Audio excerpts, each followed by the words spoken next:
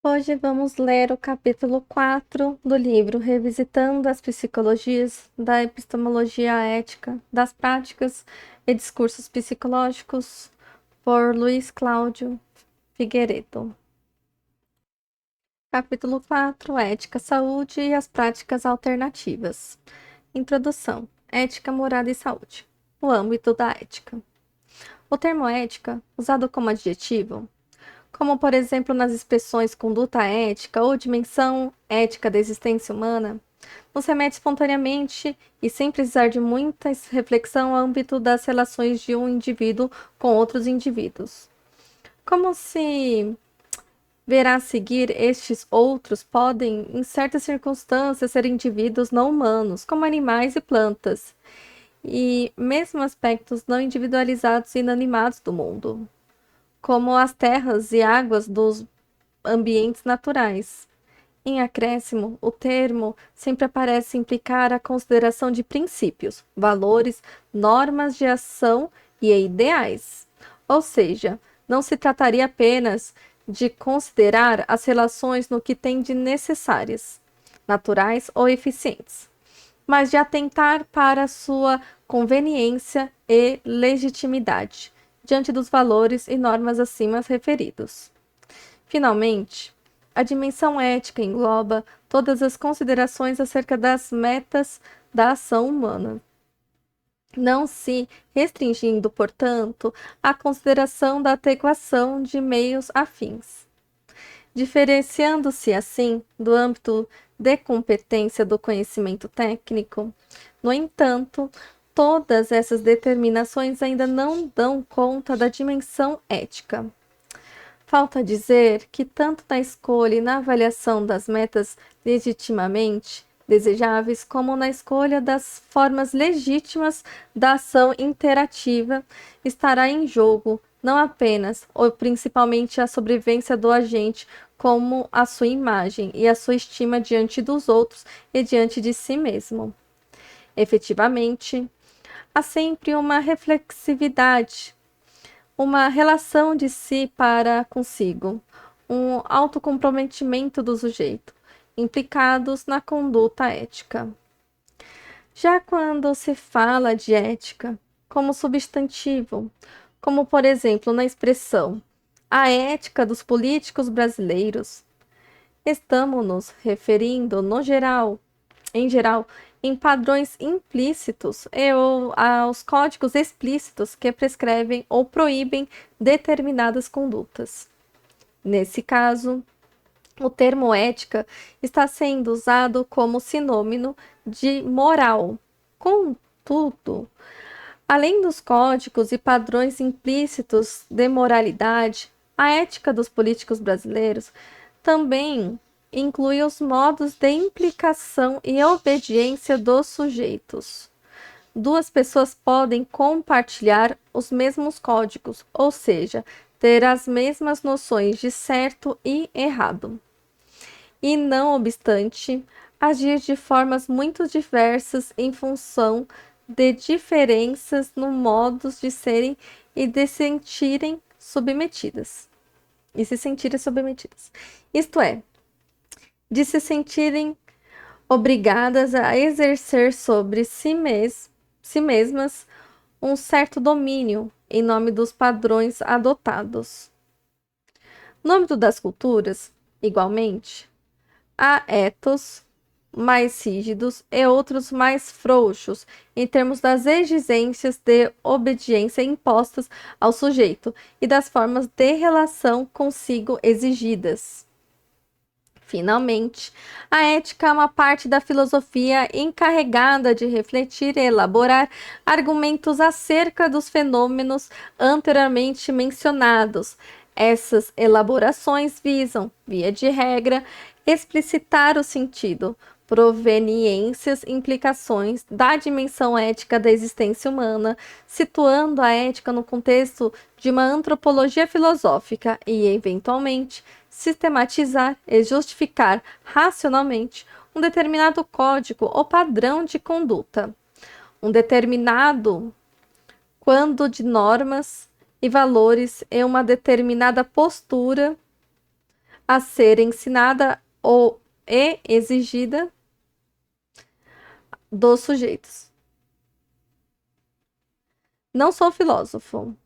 As considerações que seguem tratarão da ética, melhor dizendo, das éticas, sem qualquer pretensão sistematizante e muito menos fundacional.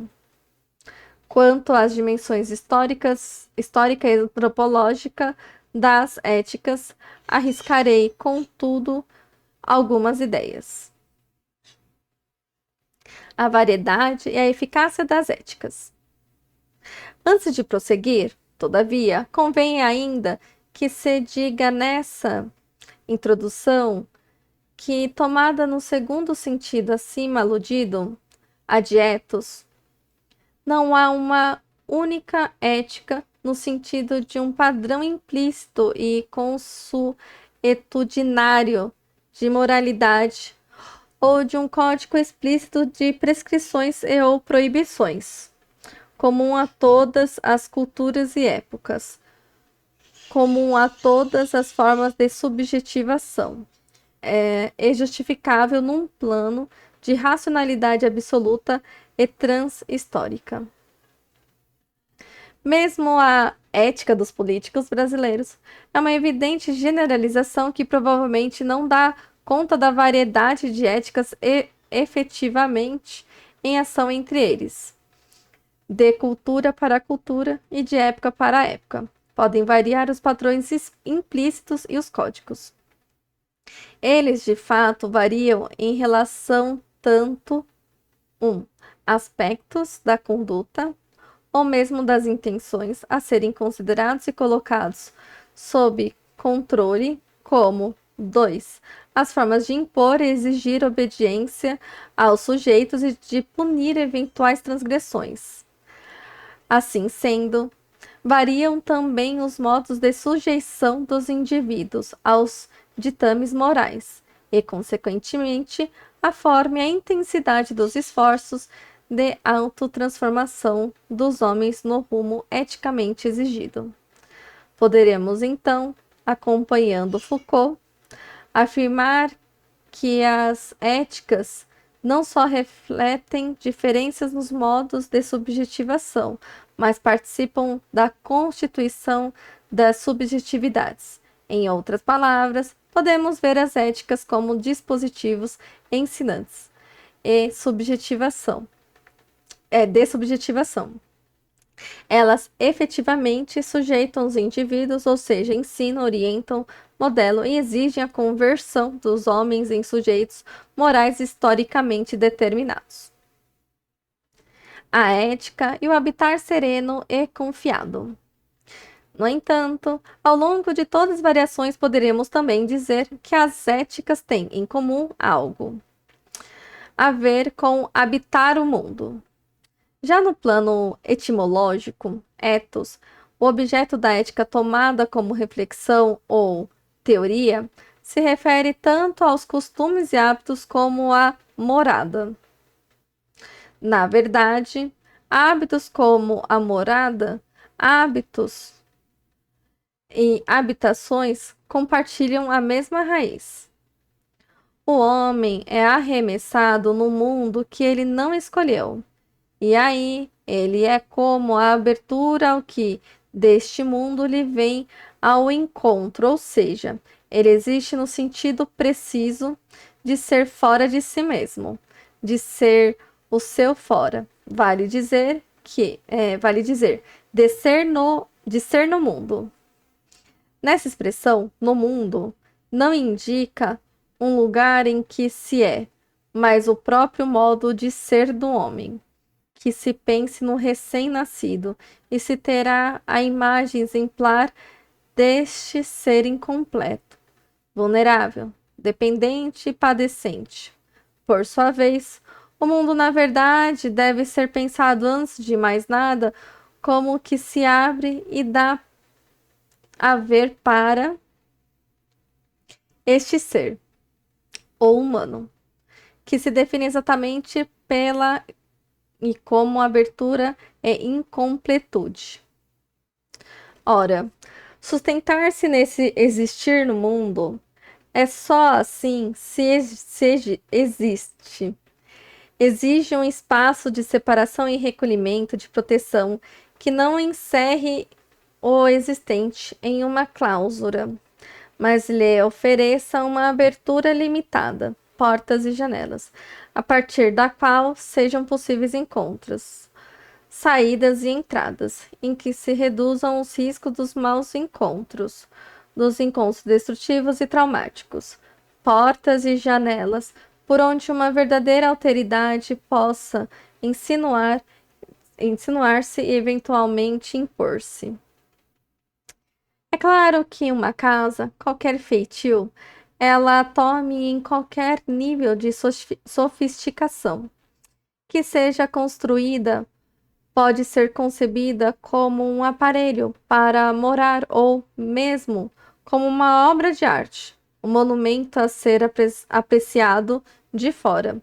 No entanto, uma casa para quem habita e enquanto a habita não possui o caráter objetivo e utensiliar característicos dos demais entes com que nos encontramos no mundo.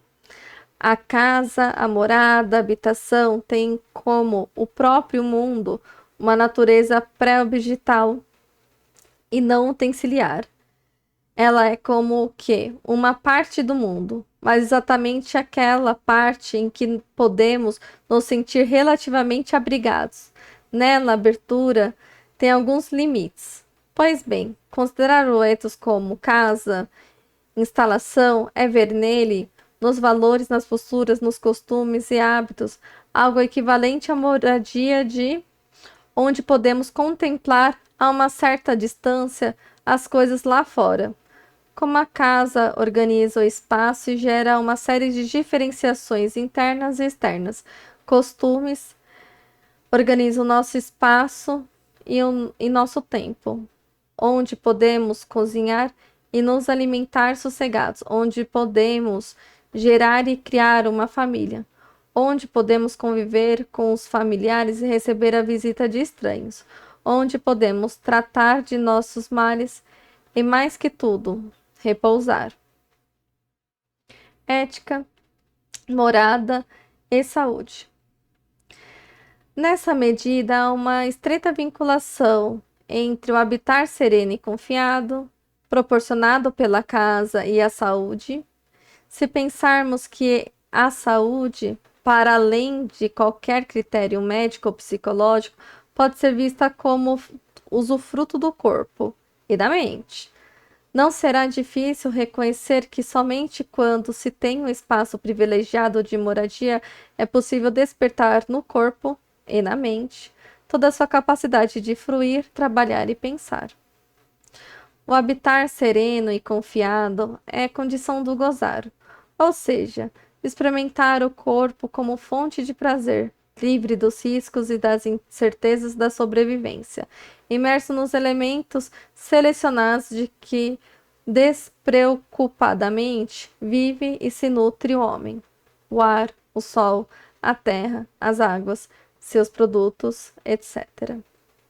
Mas o habitar sereno e confiado deve ser visto também como condição do trabalhar, ou seja, do apropriar-se pelo trabalho dos elementos naturais do mundo, lá fora, de forma que, pouco a pouco, relativamente livres de uma pura dissipação, eles também se convertam em habitação, alimento e gozo. O próprio trabalho de edificar uma morada pressupõe uma morada prévia. Só quem já é capaz de habitar pode construir uma casa.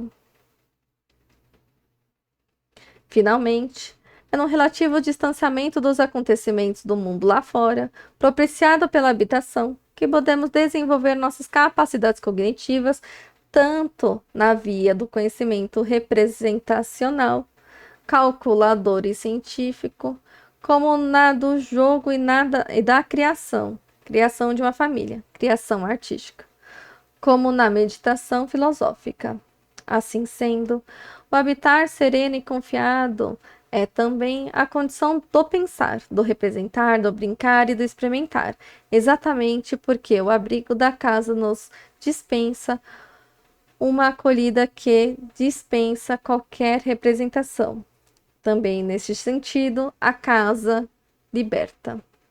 Enfim, tomando a saúde como usufruto e incremento dos poderes do corpo, e reconhecendo que o ethos de uma comunidade equivale a uma morada coletiva para seus membros, deve ficar clara a relação direta que pode ser explorada entre ética e saúde.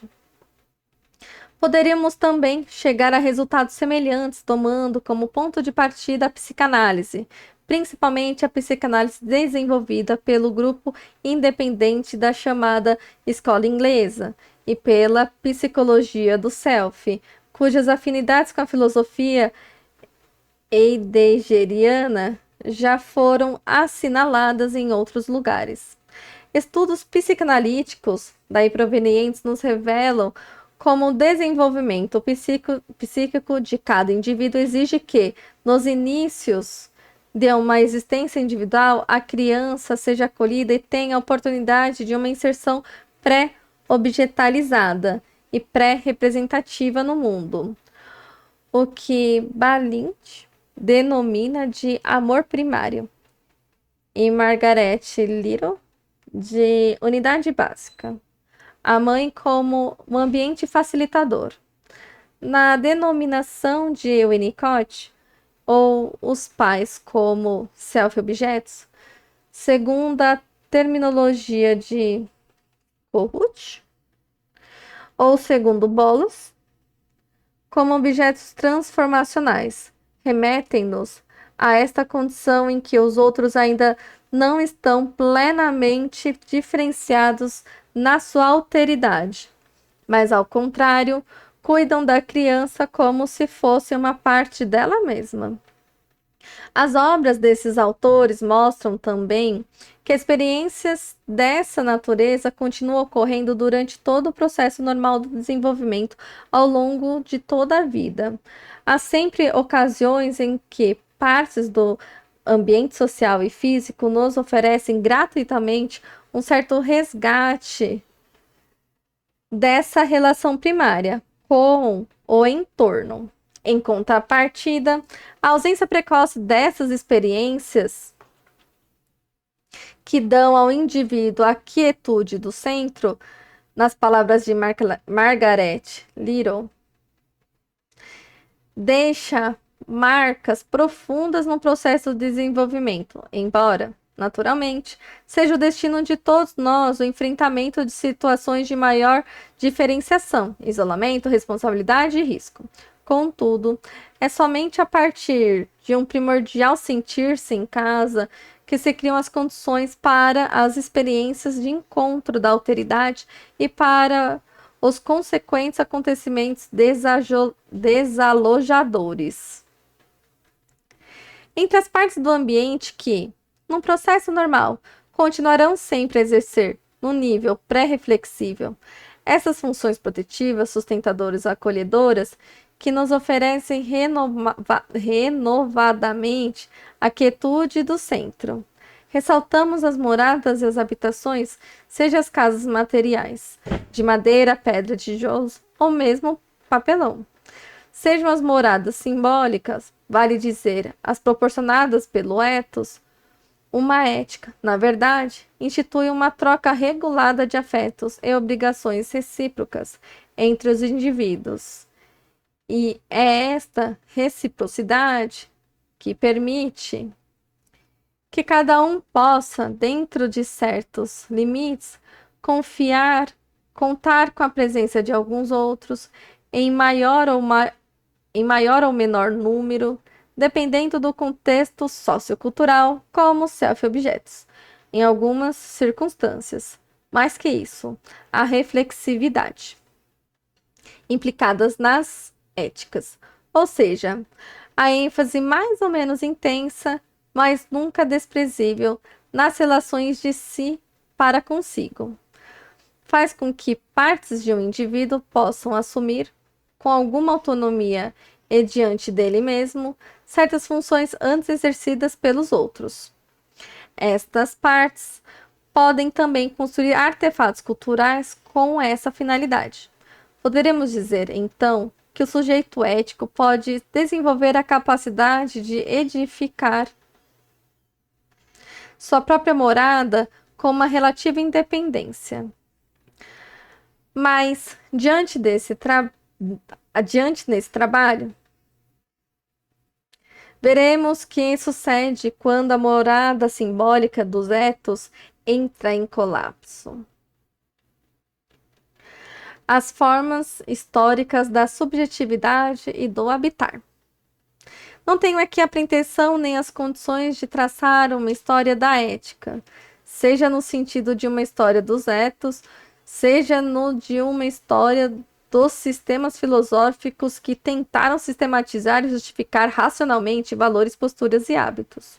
Ainda assim, penso que pode ser interessante uma rápida vista de olhos sobre algumas formas, características que as relações dos homens entre si e consigo mesmos foram assumindo ao longo do tempo. A ética coesiva.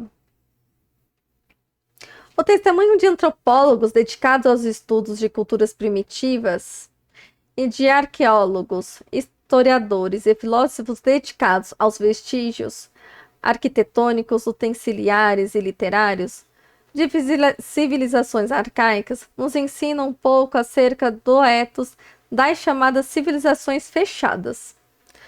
Observa-se aí um enraizamento quase fusional da comunidade na natureza, ambas miticamente interpretadas e de cada indivíduo na sua comunidade.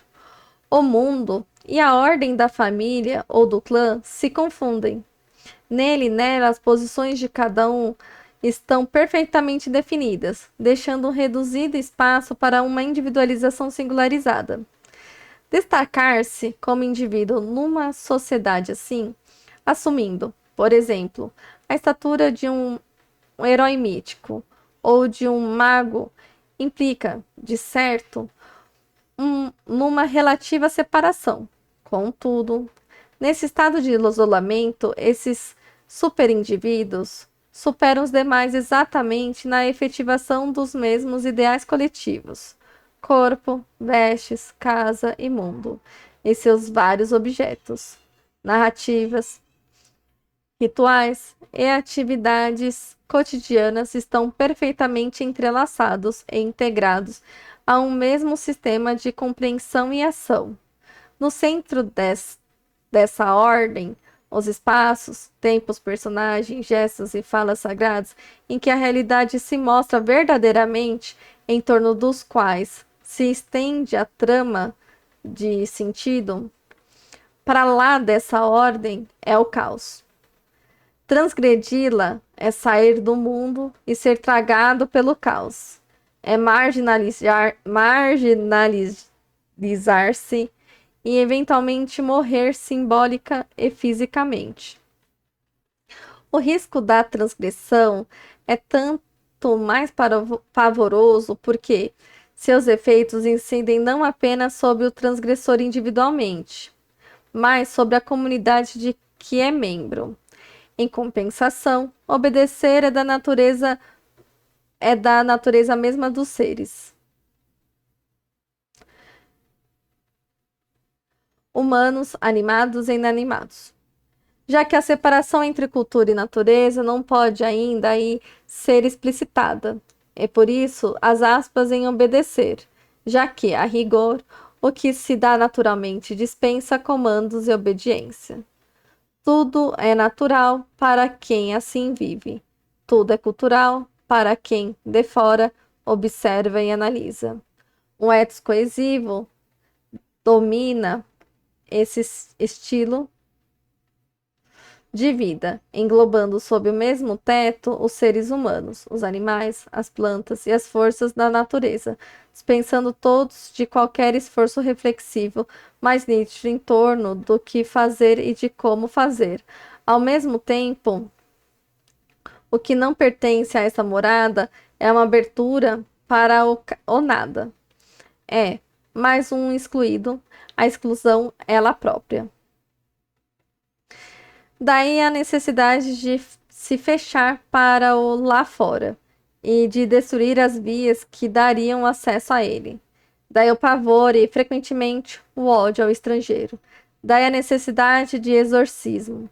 Daí a necessidade de retomar periódica e ritualisticamente a quietude do centro do mundo, as encarnações do sagrado. A emergência de uma razão prática. O que será que se passa quando o ethos coesivo começa a ceder diante do avanço, de início lentíssimo, de tendências diferenciadoras e individualizantes? Abre-se, então, o espaço para uma razão prática, ou seja, para uma reflexão e para uma tentativa de sistematização dos modos desejáveis e legítimos de conduta interativa na natureza e sociedade, já não coincidem na experiência dos homens e cada homem se verá, cada vez mais, internamente, dividida entre tendências naturais, obrigações sociais e imagens de si mesmos, sendo que essas estarão cindidas e comprometidas em doses variáveis com aqueles dois polos. Surgem então as questões: como se conduzir adequadamente diante dos outros e diante de si? Como e sobre que condutas exerce um autodomínio? Como moderar-se? Como conter sua natureza na convivência com os outros e consigo mesmo? Como educar-se e trabalhar-se na construção de uma subjetividade plenamente realizada e bem-sucedida? Como cuidar de si? E com que finalidade se efetuam todas essas reflexões e todas essas práticas éticas? É no enfrentamento prático e teórico dessas questões que se vão constituindo ao longo dos tempos, se transformando os sujeitos éticos. A ética da excelência.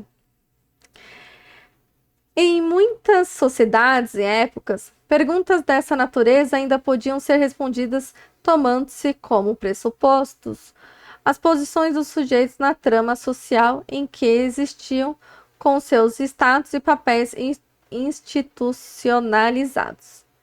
Gerava-se, assim, o que podemos designar como uma ética da excelência, ou uma ética existencial. Cada um era chamado a realizar por conta própria um trabalho que, contudo, lhe era proposto pelo coletivo, embora só se efetivasse mercê do esforço individual. Nesse trabalho, cada um era exigido na sua capacidade de autodominar-se, de superar-se, na direção de uma excelência, de impor-se um estilo de vida que se orientava no rumo de uma perfeição, seja a perfeição no exercício de uma atividade mais ou menos especializada, seja a perfeição no exercício de sua condição de superioridade social. Exemplo pioneiro e cristalino de uma ética da excelência é a que regulava a vida dos heróis homéricos. Cada um deles destaca-se do grupo na sua individualidade, mas cada individualidade heróica tipifica a perfeição no exercício de um dado papel, a perfeição da coragem, a perfeição da força, a perfeição da astúcia, a perfeição da sabedoria e da prudência, etc. Esta é uma ética de dominantes. Na Grécia clássica, por exemplo, ficavam dela excluídos os seres considerados inferiores, como os escravos, as mulheres e as crianças. A incapacidade relativa de responder a esse desafio ético gerava, então, não mais uma pura e simples marginalização mas formas brandas de exclusão em que avultavam os sentimentos de vergonha e menos-valia. O destino dos que fracassavam era um ultrajante esquecimento. Já as transgressões, não tanto a esta ética, mas ao código legal de interdições sociais, começavam por esta época a implicar em julgamentos que responsabilizavam individualmente os faltosos. É interessante observar como a ética da excelência, analisada por Foucault, tomando como base o ethos da polis grega, a admiração da casa, a economia que vem do termo grego oikos, que significa casa, e a conservação da saúde, na forma de regimes, dietas e medicinas. Aparecem unidas uma a outra e ambas as questões que, mais facilmente hoje, associamos ao campo da moralidade e das condutas éticas. O sujeito moral plenamente realizado devia administrar bem seu patrimônio e cuidar de sua saúde. Enfim, interessante observar como a construção do sujeito ético, nas suas origens, já revelava a relação íntima entre a ética e a casa e a saúde anteriormente apontadas. Vale assinalar que essas mesmas associações perseveraram em algumas formas mais pronunciadas de individualização e volta e meia retornam, como veremos adiante ao tratar das práticas alternativas, contrariando a tendência dominante da civilização ocidental moderna, em que a economia, medicina e ética não poderiam andar mais separadas. Os processos de individualização e a crise na ética da excelência, as práticas de si. Em níveis mais avançados da individualização, porém, começam a faltar os pressupostos para uma ética da excelência exclusiva e dominante.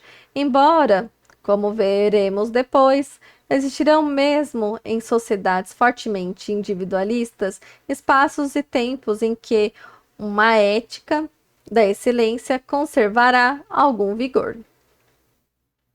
Ocorre nesses primórdios de uma civilização individualista uma fragilização das identidades posicionais, tal como Foucault acompanhou nas relações conjugais e na vida política dos 2 primeiros séculos de nossa era. Em decorrência, dá-se uma intensificação da problematização das condutas individuais.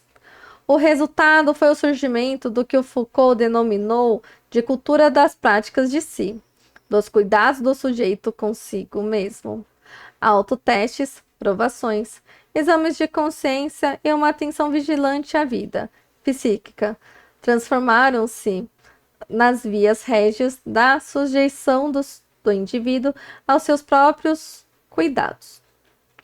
É como se cada um se convertesse no edificador de sua própria morada. De uma morada ainda bastante padronizada, mas já parcialmente feita sob medida para cada um. É claro que o status e os papéis continuam organizando uma boa parte das condutas. No entanto, cada vez mais cresce o espaço e a exigência de uma elaboração pessoal e de um estreitamento das relações de cada um consigo mesmo. Os cuidados de si continuarão a ser exercidos nos campos da casa, mais particularmente das relações conjugais e da saúde. O que muda é a ênfase que vai dar excelência no desempenho do papel, como condição do exercício, e da exibição da superioridade social, ao domínio de si, tomando como processo de subjetivação relativamente independente das questões do poder sobre os outros. Acentua-se, enfim, a dimensão ascética da conduta ética, mediante uma ascese cada sujeito coloca o domínio de si como condição, mas não mais de superioridade, mas de independência.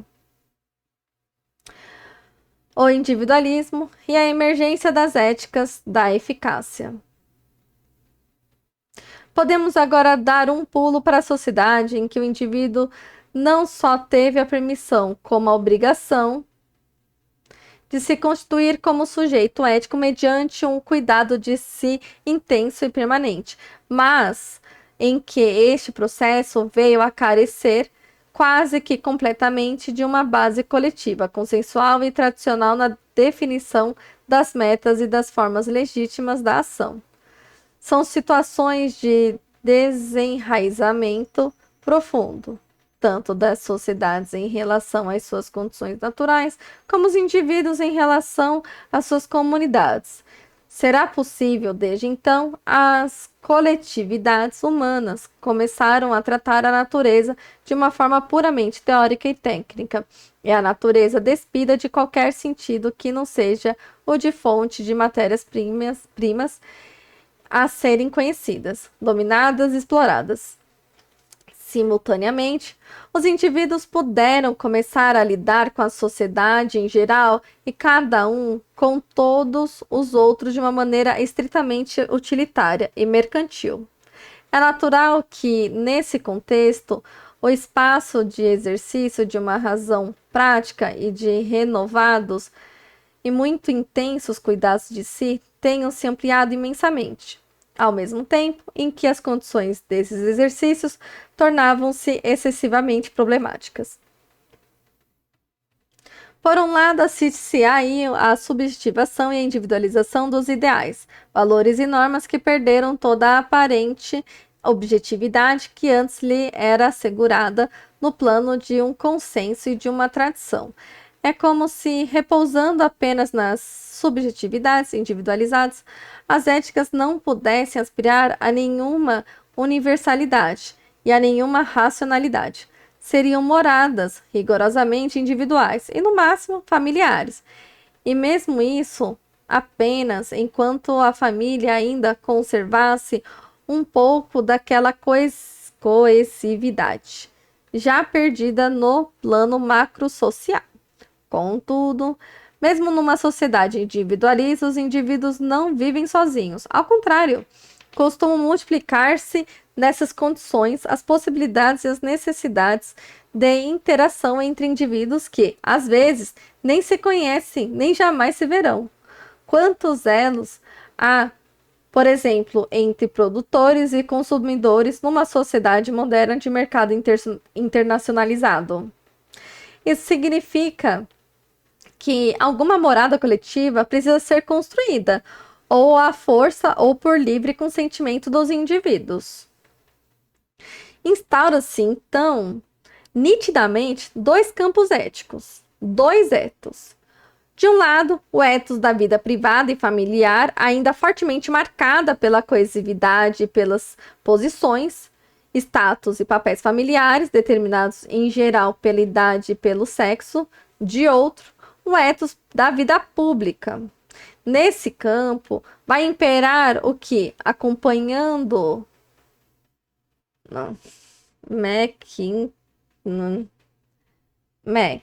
vai ser próximo. Poderíamos chamar de ética da eficácia. As éticas coletivas serão escolhidas e justificadas, às vezes impostas, às vezes acordadas, em funções de uma avaliação de seus efeitos, das suas consequências para a vida, para o sucesso, para o progresso, para a felicidade de cada um ou do conjunto. Nessas éticas da eficácia há uma tendência, às vezes latente, mas frequentemente manifesta de pensar a conduta segundo o modelo da técnica, mais precisamente da técnica de controle dos fenômenos naturais. É como se a escolha ética dependesse cada vez mais de uma opção pelo que dá certo. O problema que subsiste e resiste aos avanços do pensamento técnico, diz respeito às possibilidades de consenso, mesmo em relação ao que seriam os efeitos e consequências desejáveis para cada um ou para a coletividade. Afinal, o que é dar certo? Na ausência desse consenso espontâneo restaria, em princípio, o apelo, que pode até ser racionalmente justificável, como em Hobbes, a uma obediência ao poder superior e unificado do soberano, consagrado como instaurador e representante de uma ordem a serviço de todos. Mas, se essa obediência quase cega, embora eventualmente prudente, já que afasta o perigo maior de uma guerra de todos contra todos, fere um dos poucos valores compartilhados em uma sociedade individualista, que é o próprio indivíduo como liberdade e autonomia. A melhor alternativa seria a procura, num plano de racionalidade suprema e transcendente, de uma ética universal, que, fundada numa verdade, impusesse a todos um mesmo dever. Exige-se de todos o mesmo esforço de autoconstituição, como sujeito moral. Kant, em sua doutrina do imperativo categórico, ilustra exemplarmente este movimento. No entanto, a este nível de sofisticação ética, de relação consigo mesmo e com outros, muitos poucos podem se alçar, se é que alguém que não o próprio Kant. Para a grande maioria, a ética pública vai se caracterizar, na modernidade, por uma sobrecarga de moral, por uma intensificação dos controles codificados nas etiquetas, nos receituários de decoro e nas preocupações obsessivas com a ordem e eficiência pela internalização desses controles na forma de uma consciência envergonhada, hipócrita e culposa, inimiga dos instintos, inimiga dos excessos e da animalidade dos corpos, inimiga do estranho. O duplo aspecto da ética liberal e suas vicissitudes. A ética do liberalismo, com sua ênfase nos direitos naturais do indivíduo, principalmente os direitos à liberdade e à propriedade, sanciona um duplo regime ético, o de uma ética privada e doméstica, em que a liberdade, efetivamente a liberdade do homem adulto, é condição para exercício de seu poder sobre si mesmo, sobre sua família e seus negócios, e uma ética pública em que a liberdade daquele mesmo agente é a condição para seu engajamento em atividades comerciais e políticas em pé de igualdade com os outros agentes da mesma espécie, em um regime competitivo garantido pela obediência consentida de todos a um poder democraticamente instituído e reduzido ao mínimo necessário. Contudo, a morada da privacidade da família, com sua ética da excelência no cumprimento das obrigações e seus moradores idealizados, uma boa mãe e esposa, um bom esposo e pai, um bom filho, é uma certa medida e durante um certo tempo a única que asseguraria plenamente o abrigo, o acolhimento, o repouso de que falei na introdução. Ela é, para usar a expressão de Lasch, o refúgio no mundo sem coração. Esse estilo de funcionamento, porém, será rapidamente erodido no contato com as novas condições de vida social, em particular com as novas formas de vida urbana, e para se manter, exigirá uma espécie de moralização reativa e defensiva marcada pelo estreitamento das portas e janelas, profundamente daninha ao desenvolvimento de seus membros no rumo da autonomia e da flexibilidade, que, no entanto, lhes são dada cada vez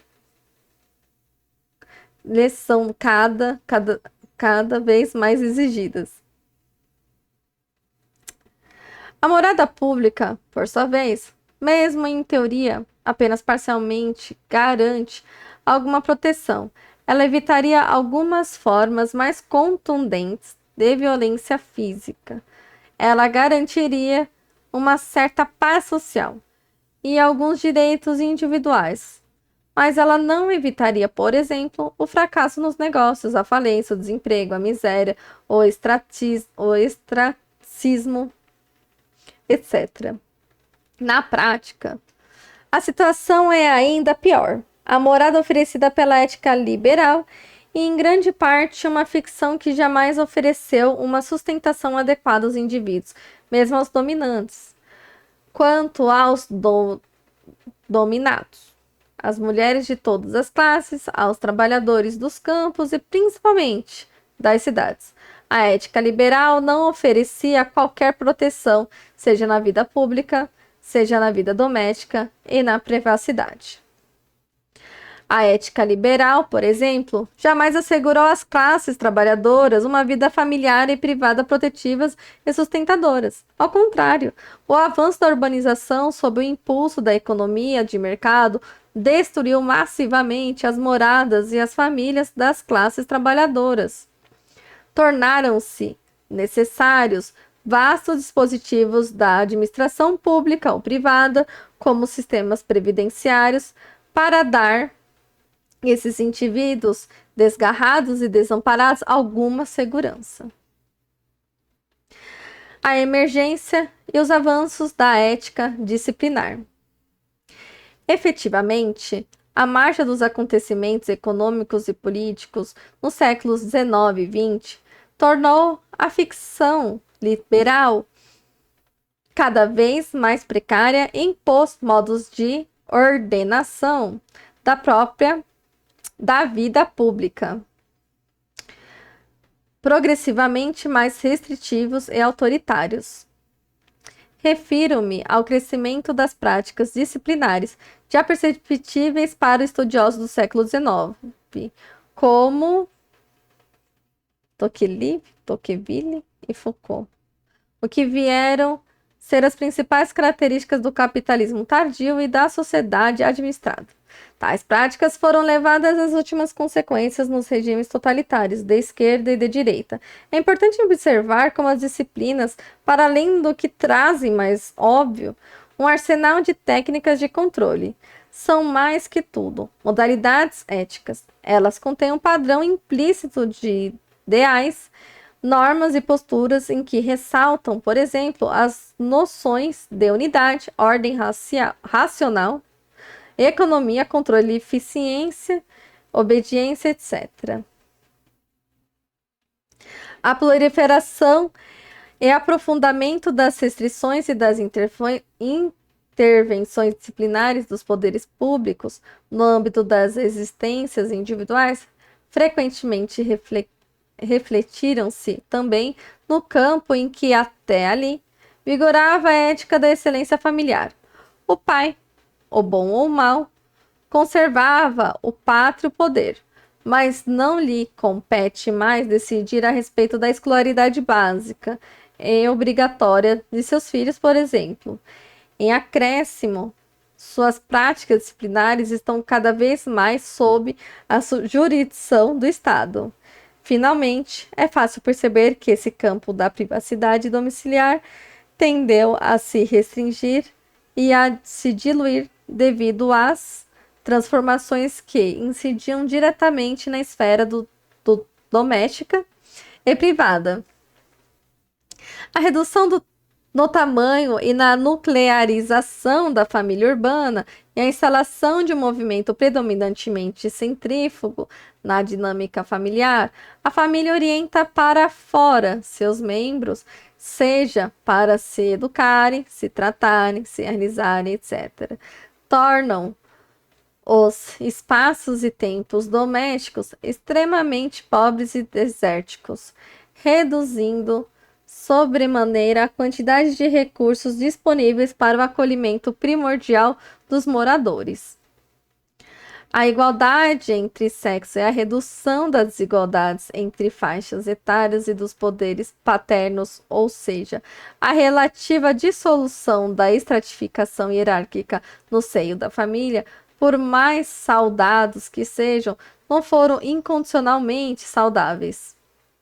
Na medida em que retiram as bases do funcionamento de uma ética excelência familiar, sem colocar nada em troca, além de uma certa instrumentalização das relações humanas própria das éticas da eficácia.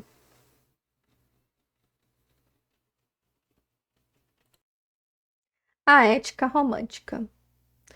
Esse trituramento de certos valores e posturas liberais pelas práticas disciplinares no contexto da vida pública e doméstica, somado ao desmantelamento das condições de exercício de uma ética da excelência familiar, gera o confinamento da esfera da liberdade privada em espaços cada vez mais restritos e íntimos das existências individuais.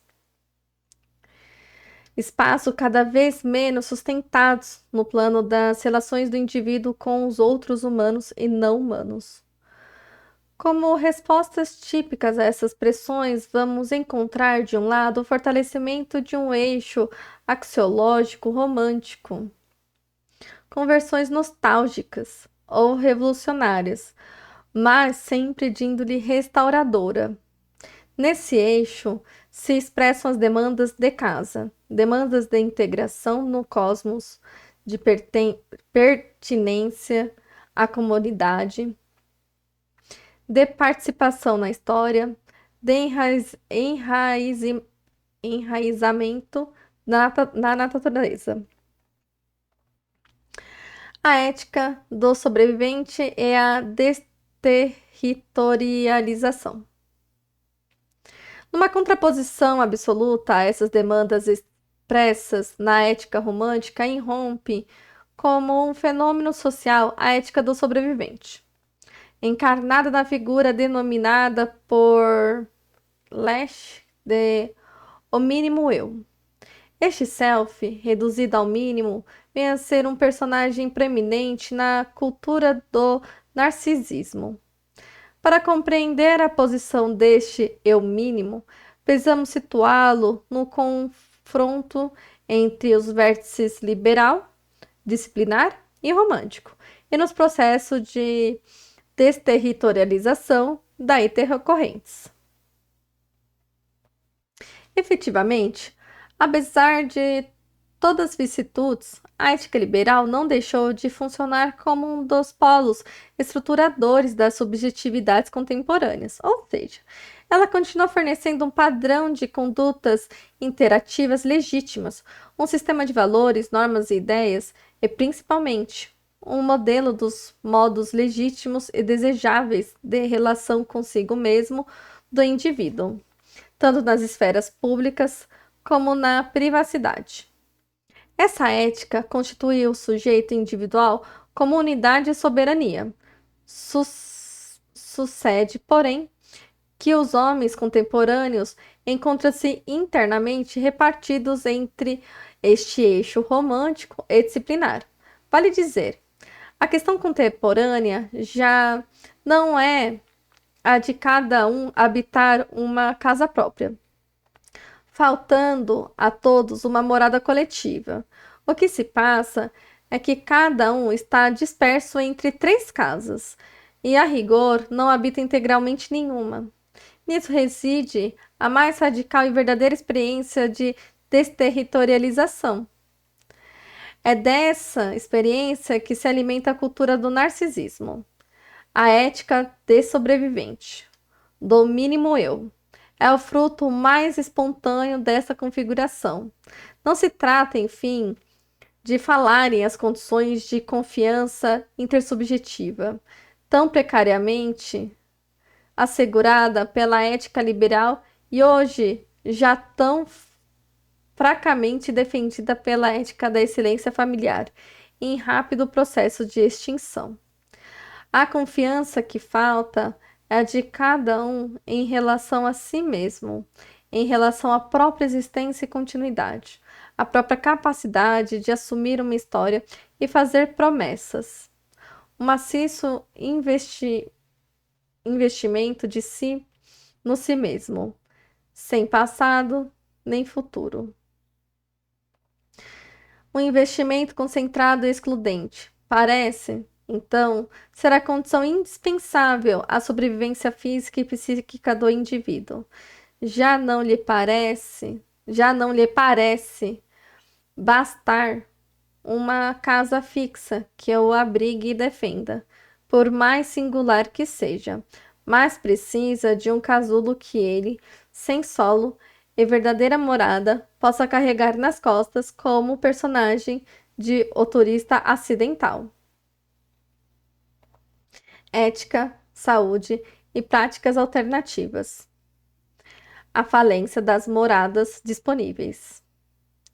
Como pensar a ética nessas condições? Como edificar uma morada individual, singular e coletiva? Como constituir-se como sujeito ético nos dias de hoje? Uma coisa parece evidente: nem a ética liberal, nem a romântica, nem a disciplinar são alternativas viáveis, e cada uma delas exclui parcelas significativas da experiência de cada um de nós, que acabam retornando como sintomas e mal-estar. Também não parece viável simples combinações entre elas, conforme a análise que fiz das figuras do excêntrico, esteticista e do militante. A ética do sobrevivente, por seu turno, é a que leva mais longe o caráter mortífero da contemporaneidade, convertendo o desligamento e desenraizamento impostos aos que transitam pelos não-lugares, estudados por Mark Auger. Em desligamento e desenraizamento desejados. A rigor, trata-se de reduzir os desejos às dimensões do que cabe em um saquinho de viagem, como diz Macon Leary, o turista acidental. Há muito poucas necessidades neste mundo que não caibam em sacos de viagem. Aquelas outras necessidades de acolhimento e moradia serão expressas apenas como súbitos invalidamentos. Uma perna quebrada, uma forte dor nas costas, que o colocam na dependência e à disposição dos familiares. Ou seja, trata-se de uma ética frágil e que oferece condições muito precárias à conservação da saúde. A dimensão ética das práticas alternativas. Creio que é diante destes impasses éticos que proliferam muitas das chamadas práticas alternativas.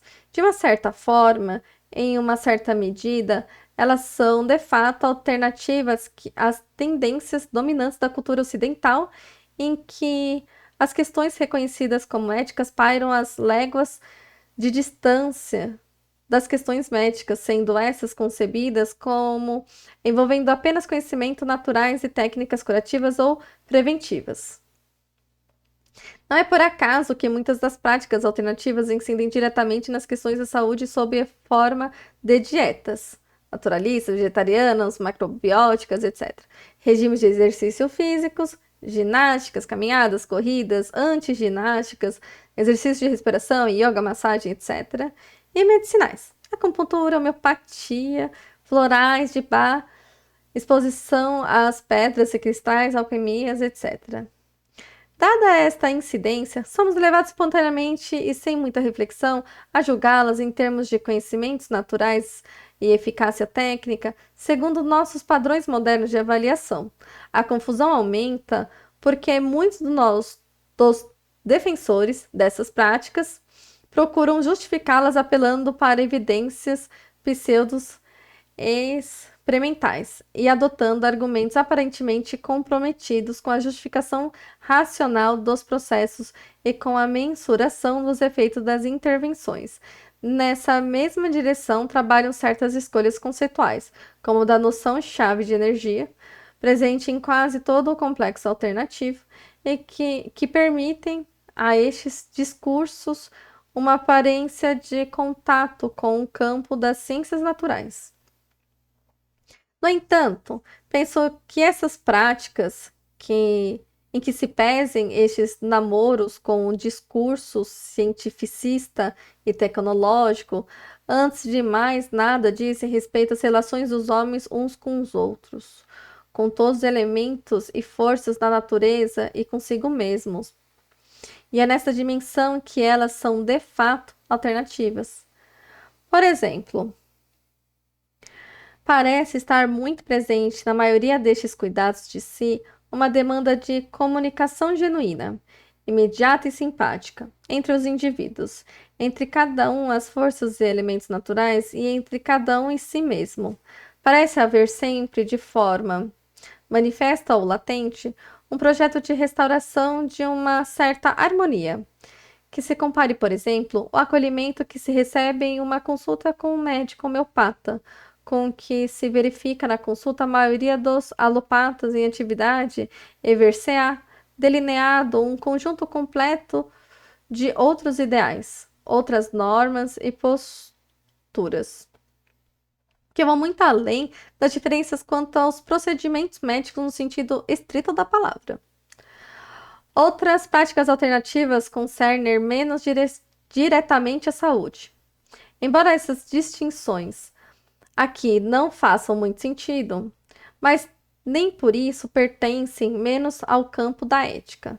Sugiro que as práticas esotéricas, místicas e espiritualistas, a astrologia, o tarô, etc., dizem respeito diretamente à questão da morada. São modos de habitar o mundo que permitem que, na vastidão de nossos horizontes, se reserve um espaço e um tempo para a reinstalação da quietude do centro, da renovação de uma experiência primordial, mas hoje deficiente, de estar em casa. A astrologia, por exemplo, enraiza cada atribulada existência individual no plano regular, previsível e eterno em que transitam planetas e estrelas. Destinos e identidades até então problemáticos recebem dos astros a garantia de um assento definitivo. Todo o universo é reconduzido imaginariamente à condição de morada humana. Com uma outra plataforma, mas pertencendo ao mesmo conjunto, atuam os movimentos ecológicos, desde os mais politizados até os mais religiosos, o chamado misticismo ecológico.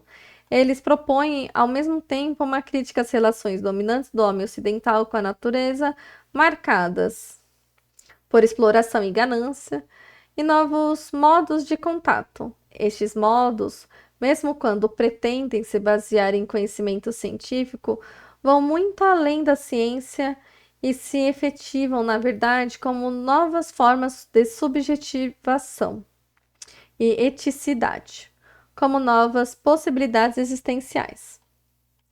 No conjunto, não poderá negar completamente a estas práticas uma certa eficácia, muito embora esta nem sempre coincida com o verbalizado pelos praticantes e adeptos.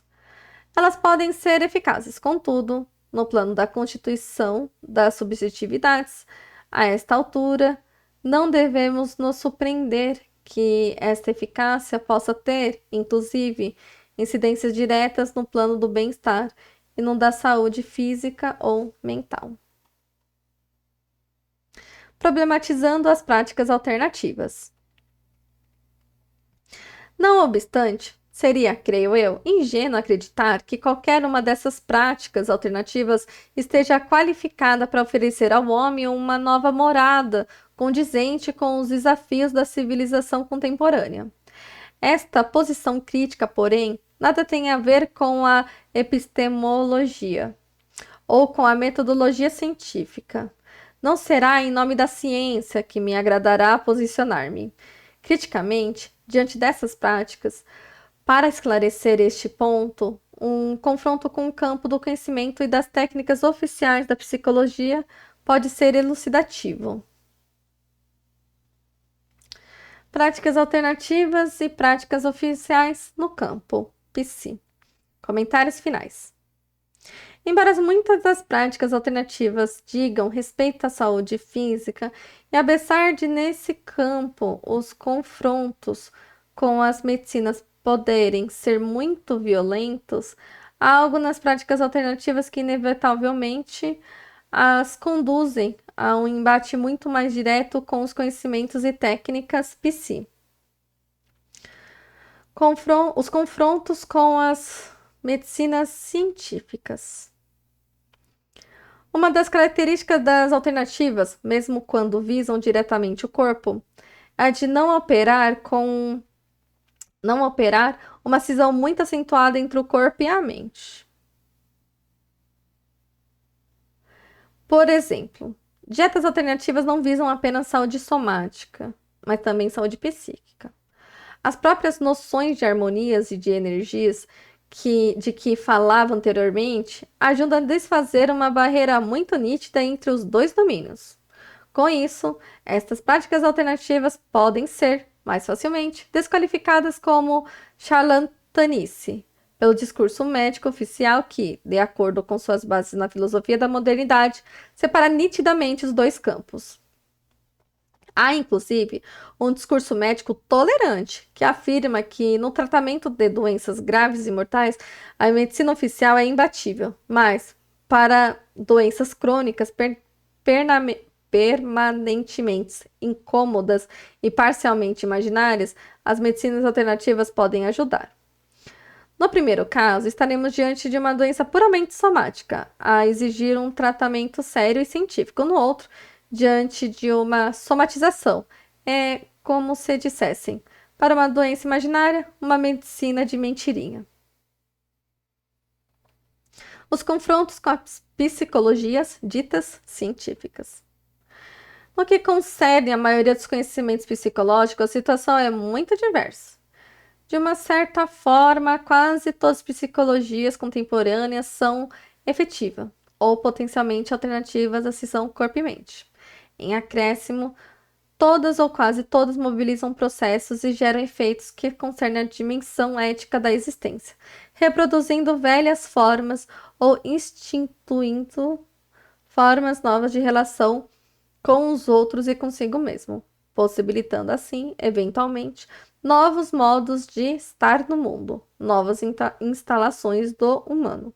Isso significa que o confronto entre as práticas alternativas e as práticas psi-oficiais é muito mais direto e iniludível, já que ambas parecem disputar em um mesmo terreno. Ora, a resposta mais fácil dos psicólogos a esse desafio tem sido a de reivindicar para si, genericamente, e sem considerar a própria diversidade teórica da área, um estatuto de cientificidade, que excluiria os alternativos da competição. Como tenho argumentado em diversas ocasiões, esta linha de defesa é duplamente problemática. Em primeiro lugar, não considera, como disse acima, a diversidade que reina no campo psi, que exigiria avaliações epistemológicas e metodológicas precisas de cada teoria, avaliações da eficácia e eficiência de cada técnica. Se isso fosse feito seriamente, não duraria muito o entendimento entre escolas e sistemas psicológicos que parece existir nesses momentos em que o importante parece ser demarcação entre uma prática legítima e uma prática suspeita. Na verdade, essa aliança entre psicólogos de diferentes orientações costuma ser puramente estratégica, pois se mantém apenas para dar uma certa credibilidade a esses profissionais na sua luta contra os invasores. Por outro lado, ao que mais grave, esta linha de defesa está completamente aquém do nível de reflexão epistemológica e metodológica, já alcançado nos campos da filosofia e de muitas outras disciplinas científicas. Efetivamente, trata-se quase sempre de um uso oportunista e ingênuo dos velhos conceitos de cientificidade. Creio que a questão exija ser trabalhada em um outro plano, ou seja, que tanto as chamadas práticas alternativas quanto as diversas escolas e sistemas da psicologia sejam confrontados no plano da ética, enquanto dispositivos éticos tomados como dispositivos de constituição de subjetividades. Ora, já tive a oportunidade de mostrar que a diversidade teórica da psicologia corresponde aos diversos lugares que esses sistemas ocupam na configuração contemporânea das práticas sociais. Ocorre, então, que no plano da ética não seria correto colocar de um lado o conjunto das práticas alternativas e de outro o conjunto dos conhecimentos e práticas da psicologia oficial. Creio que, em determinados aspectos, há muita coisa em comum entre eles. Na verdade, vejo muitas das conquistas do pensamento psicológico como reais, alternativas aos impasses éticos contemporâneos, e não gostaria de associar o termo alternativo a algo suspeito e desqualificável. Por outro lado, o que me parece merecer uma postura crítica nas práticas alternativas também está presente em muitas das práticas oficiais. Tomemos como exemplo a questão da familiaridade, intimamente ligada à da morada. A demanda por casa, raiz, pertinência, participação e familiaridade, como eu disse antes, foi inicialmente expressa em muitas vertentes do movimento romântico desde o século XVIII e XIX. Estou adotando aqui uma noção bastante ampliada de familiaridade. Ser familiar às pessoas, mas também às plantas e animais, às forças da natureza, enfim, uma familiaridade cósmica. Hoje, muitas das práticas alternativas renovam este veio romântico de familiarização com o cosmos, seguramente porque a configuração sociocultural contemporânea vem gerando condições existenciais para as quais as éticas liberal e disciplinar não oferecem qualquer resposta. Cabe, porém, a pergunta: será que esta índole romântica também não estará presente em muitas formas de pensar e fazer psicologia? Em alguns casos, a própria teoria favorece e patrocina a familiarização, como ocorre nas chamadas psicologias humanistas. Mas, independente da teoria, uma certa familiarização não estará presente em toda a clínica psicológica e psicanalítica? Não será verdade que o setting clínico responde de um certo modo a esta demanda de uma relação familiar e essa necessidade de um bem-estar em casa, de um habitar sereno e confiado? No entanto, aqui reside o cerne da questão. Há diversas maneiras de lidar com esta demanda. Ela pode ser teoricamente ignorada, embora silenciosamente respondida, ou ela pode ser convictamente justificada e satisfeita. Nos dois casos, contudo, penso que a satisfação se dará sempre no plano do imaginário. Embora este plano seja constitutivo das identidades, ele não compreende toda a dinâmica existencial nem os recursos necessários para um desenvolvimento psíquico saudável. Em outras palavras, embora a sugestão tenha a sua eficácia, nem tudo se resolve com sugestão. Ao contrário, tanto a procura como a oferta de soluções imaginárias são de ordem do sintoma. Realmente, não importa quão integrado aos cosmos se sinta o indivíduo diante de seu mapa astral, não importa quão seguro de sua identidade e seu destino se sinta o indivíduo que consulta os búzios ou horóscopo. O fato é que muitos aspectos de sua experiência permanecerão desligados deste esquema compreensível e continuarão ameaçando e destruindo sua capacidade de integrá-los, fruí-los, pensá-los, torná-los produtivos, etc.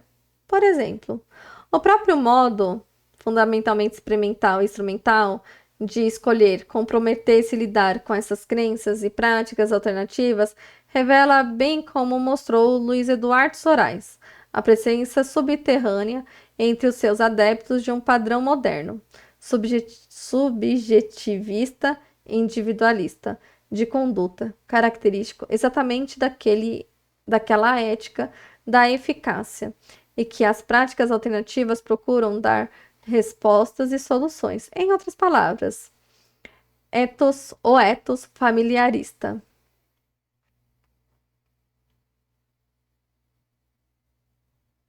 Do complexo alternativo engendra a sua revalia, experiências que reafirmam o desenraizamento ou estranhamento. Essas experiências estranhas, contudo, ele não pode reconhecer e acolher. Coisa diferente seria reconhecer a demanda de familiarização para nomeá-la, interpretá-la e elaborá-la. Nesta forma de lidar com a demanda de familiaridade, tratar-se-ia de, simultaneamente, oferecer ao familiar e propiciar a admissão do eu encontro com o estranho dos outros e principalmente o estranho de em cada um. Estaríamos assim eticamente implicados em uma dupla vertente que poderíamos nomear tomando de empréstimo algumas palavras da filosofia.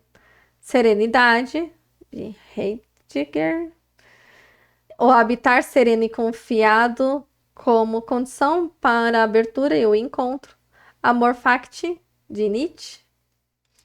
Amor aos fatos e aos fados, acolhimento do inesperado e aleatório, escuta paciente de outras vozes apenas entreouvidas, espera do outro que nos vem ao encontro e desaloja. Ora, a linha que separa esta ética do que seria a pura aceitação da demanda de familiaridade não coincide com a linha que divide os saberes e práticas convencionais das práticas alternativas. Sem dúvida que estas últimas, em geral, nasceram e se expandiram satisfazendo essas demandas. No entanto, o mesmo poderia ser afirmado de grande parte da clínica psicológica e mesmo psicanalítica. Enfim, nesta questão, como sempre, devemos renunciar a qualquer solução pré-fabricada e preconceituosa para nos dedicarmos à paciente tarefa do pensamento.